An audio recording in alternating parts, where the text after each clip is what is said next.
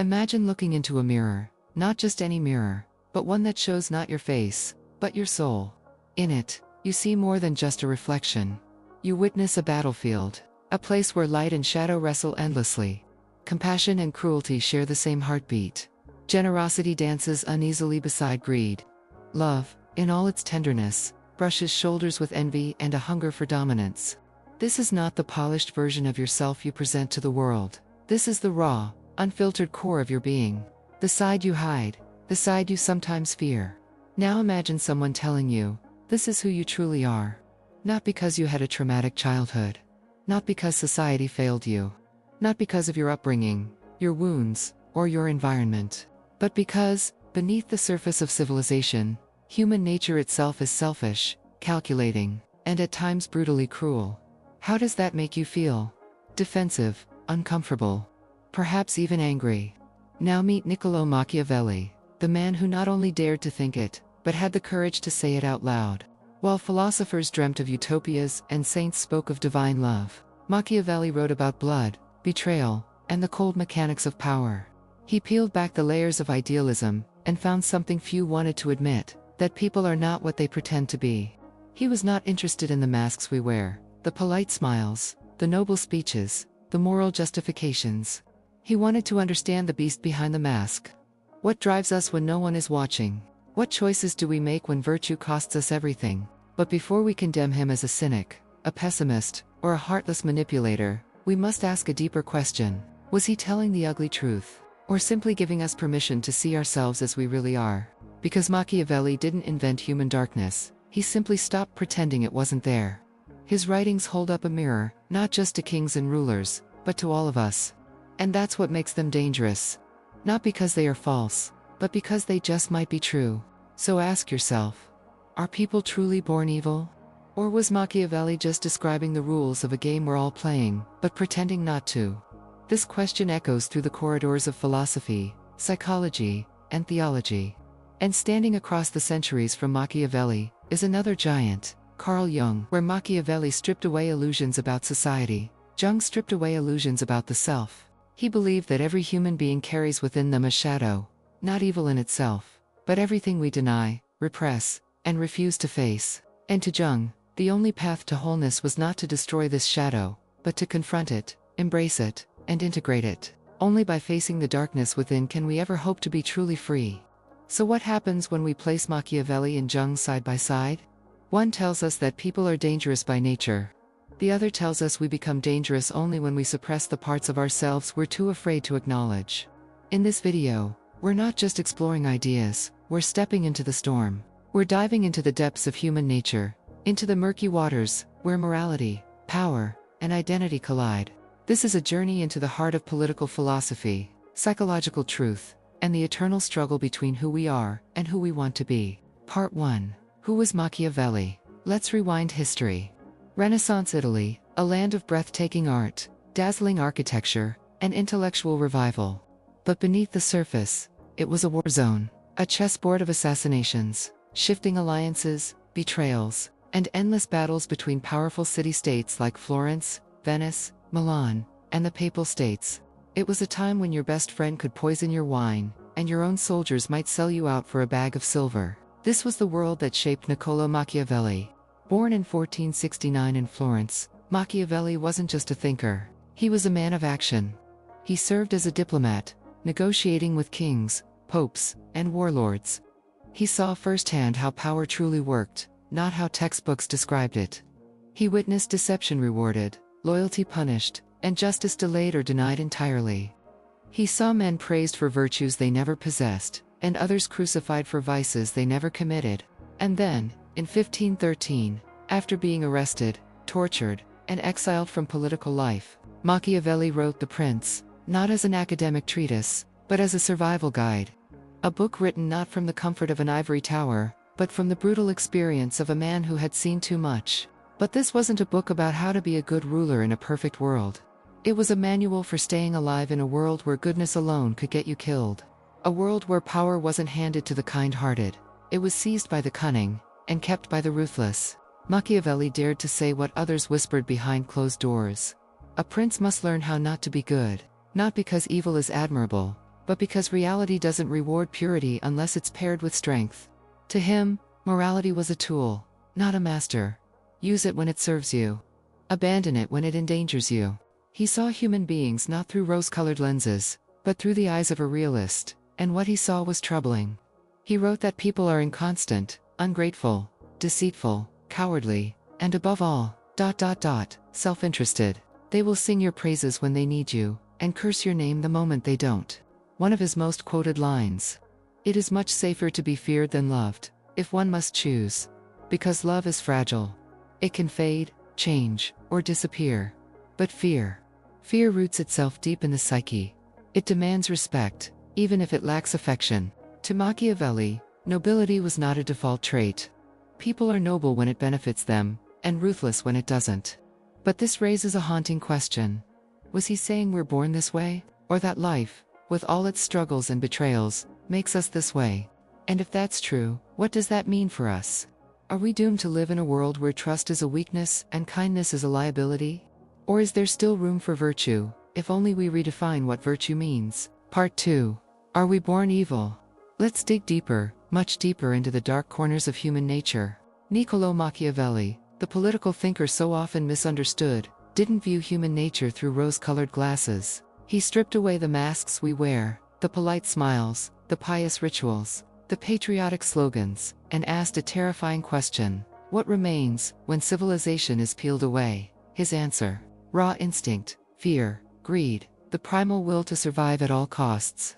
Machiavelli believed that power doesn't corrupt, it reveals. It acts like fire to metal, burning away the impurities of pretense, and leaving behind the hardened core of who we really are. He looked at humanity not as it ought to be, but as it is when the stakes are life and death. Imagine yourself on the edge of starvation. How long would it take before moral codes begin to crack? How long before stealing a loaf of bread stops feeling like a crime, and starts feeling like survival? Imagine living in constant fear, political chaos, betrayal around every corner, nothing to trust but your own instincts. How long before betrayal feels justified, even necessary? Machiavelli didn't have to imagine. He lived it. Unlike some philosophers, who sat safely in their studies, theorizing about utopias and moral ideals, Machiavelli was forged in the furnace of real-world brutality. Florence wasn't a peaceful place during his time. He saw republics rise and fall. He witnessed betrayal, not in books, but in blood. He endured torture, exile, and the constant danger of political execution. His insights weren't academic, they were battle. So when he speaks of evil, he isn't talking about red demons with pitchforks. He's not writing a fairy tale about good versus evil. He's talking about something far more chilling, the quiet evil that wears a friendly face. The kind of evil that shakes your hand, signs a deal, and stabs you the next day if it serves a higher purpose. He's talking about the kind of evil that doesn't need a villain's cape. It hides in boardrooms, governments, and everyday compromises. This evil isn't loud, it whispers, it rationalizes. It says things like I had no choice, or it's just business, or I did what I had to do. But here's the twist, in Machiavelli's thinking that many miss. He didn't praise evil. He didn't say, be evil to win. He said, this is the terrain you're walking on. Learn the map, or be eaten alive. In a world where wolves roam free, pretending to be a sheep doesn't make you virtuous, it makes you vulnerable. For Machiavelli, the goal was not cruelty, but control. Not wickedness, but wisdom. Not destruction, but domination, so that order could be maintained in a world of chaos. It's not about becoming a monster. It's about understanding that sometimes, to survive among monsters, you can't play the saint. Part 3. Evil or survival? So the question lingers. Are we born evil, or are we simply born with the potential for evil, like a dormant seed waiting for the right conditions to grow? To explore that, we have to turn to one of Machiavelli's most misunderstood ideas, virtù. Now, this isn't virtue the way most people think of it. It's not about kindness, charity, or purity of heart. It's not about being a good person in the Sunday school sense. No, virtù in Machiavelli's world is closer to strength, boldness, cunning, and adaptability. It is the ability to act decisively, in a world that often rewards hesitation with failure. It is the internal fire that allows a leader to rise above fate, or fortuna, and bend circumstances to their will. Think of virtù as the spiritual armor a ruler must wear. It protects not the soul, but the state. And sometimes, preserving the state means doing what others won't, lying, deceiving, manipulating not out of malice, but necessity. For Machiavelli, a great ruler wasn't a saint. He was a chess master. Every move was calculated. Every sacrifice weighed. Every action judged not by its moral purity, but by its effectiveness. If manipulation keeps a nation from descending into anarchy, then it is not evil, it is strategy. If cruelty in one moment prevents chaos in many, it is not sadism, it is wisdom. And this brings us to a larger truth. People, by nature, are not led by reason. They are led by emotion. They are drawn to comfort like moths to flame. They seek security more than freedom. Appearances more than reality.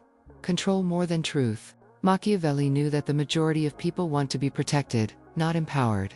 They don't want the harsh truth, they want the sweet lie.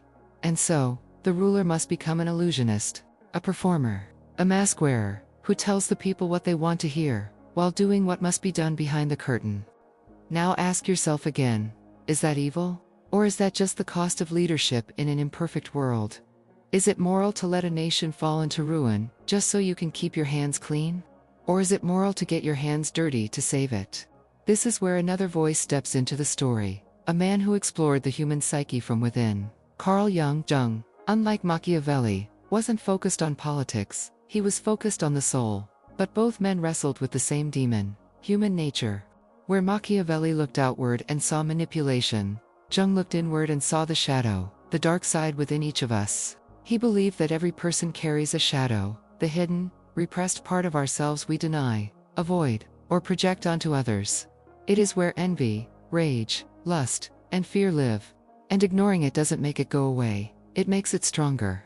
And perhaps that's what Machiavelli was really saying all along, not that we should be evil, but that we must know the evil within us. Because to govern others wisely, you must first understand the darkness within your own soul. And only when you confront that shadow, not deny it, not glorify it, but face it with open eyes, can you begin to wield power without being consumed by it. Part 4. Jung's Shadow meets Machiavelli's Prince. Carl Jung, the Swiss psychiatrist and depth psychologist, believed that buried within each of us is a dark, hidden figure, what he called the shadow. This is not some external force, not a demon lurking in the corners of the world, but a part of our very soul. It is composed of everything we repress, everything we deny, everything we're too afraid or too ashamed to confront. And crucially, the shadow is not evil by nature, it is natural. Uncomfortably, terrifyingly natural. We hide our shadow not because it doesn't belong, but because it belongs too much. It reveals our raw instincts, our primal urges, our jealousy, our hatred, our selfish desires. It's the part of us that doesn't smile politely, or follow social scripts. It hungers, it lies, it wants power, revenge, pleasure. And yet, by pretending it's not there, we don't eliminate it, we simply unleash it in disguise. Jung warned that, when we ignore the shadow, it doesn't disappear. It creeps into the world through projection. We begin to see monsters everywhere, in our neighbors, our rivals, our leaders, never realizing the monster is within. We blame others for the very traits we haven't admitted in ourselves. The liar accuses others of deception. The coward shouts loudest about courage. The tyrant claims to protect freedom. But what happens when we stop running from the shadow? When we turn around, look it in the eyes, and say, I see you, and I won't pretend you don't exist. According to Jung, this act, facing our own darkness, is one of the most important steps toward becoming whole. We begin to reclaim the parts of ourselves we've abandoned. So what would happen if Carl Jung sat across from Niccolò Machiavelli, the infamous political thinker whose name is now synonymous with cunning, ruthlessness, and power games? Perhaps Jung would be startled, or perhaps he would nod in recognition. Because, in his own way, Machiavelli understood the shadow. Not in clinical language, not in a therapist's office, but in the burning cities, in the schemes of courtiers, in the bloodied hands of kings. Machiavelli didn't write about humanity as it should be. He wrote about humanity as it is, raw, driven, manipulative, afraid, and deeply self-interested. He peeled back the moral masks, and looked directly at the reality most people pretend isn't there. He saw betrayal where others saw loyalty. He saw ambition behind false humility. He saw how easily virtue can be weaponized, and how power often hides behind the illusion of goodness. He didn't do this because he hated mankind. On the contrary, one could argue that he did it because he wanted to protect it by telling the hard truth no one else would. And that's why people fear him. Not because he created evil, but because he held up a mirror to it. And deep down, we fear the reflection. He dared to say, "This is the world. This is how people act when stakes are high. This is how rulers survive when kindness alone will get you killed." Jung would likely have recognized Machiavelli, not as an enemy of morality, but as a chronicler of the shadow. Where Jung asked individuals to look within, Machiavelli asked leaders to look without, to see the darkness in others, to plan for it, to guard against it, and, if necessary, to use it. And so we come to the age-old question. Are people born evil? According to Machiavelli, the answer is more nuanced than many would like. Machiavelli didn't believe humans were demons, but he didn't believe they were angels either. He believed that people are capable of evil when it suits them. That their loyalty often depends on convenience, their love can turn to hatred overnight, and their values can vanish in the face of fear or ambition.